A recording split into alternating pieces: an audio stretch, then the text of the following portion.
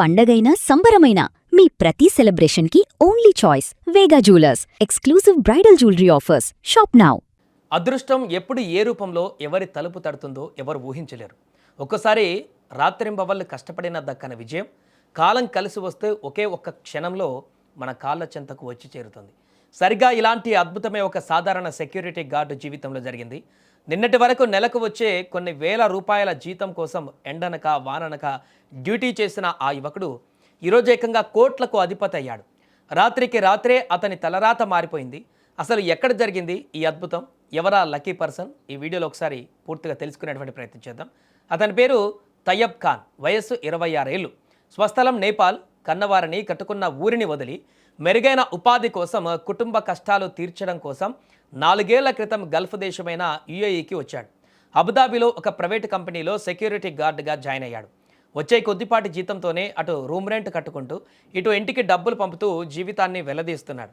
అయితే తయ్యబ్ ఖాన్కు ఒక చిన్న అలవాటు ఉంది. తనతో పాటు రూమ్లో ఉండే 4 స్నేహితులతో కలిసి ప్రతి నెల కొంత డబ్బు పోగు చేసి సరదాగా యుఏఈ లక్కీ డే లాటరీ టికెట్లు కొనేవాడు. ఎప్పటికైనా తమ కష్టాలు తీరిపోతాయా అనేటువంటి ఒకే ఒక్క ఆశతో వీరు ఈ ప్రయత్నం చేస్తూ వచ్చారు.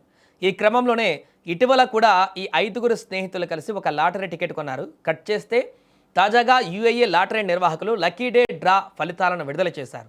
అందులో ఏకంగా 30 మిలియన్ దిర్హాంల గ్రాండ్ ప్రైజ్, అంటే మన కరెన్సీలో చెప్పాలంటే అక్షరాల 78 కోట్ల రూపాయల జాక్పాట్ తయ్యబ్ ఖాన్ కొన్నటువంటి టికెట్కు తగిలింది.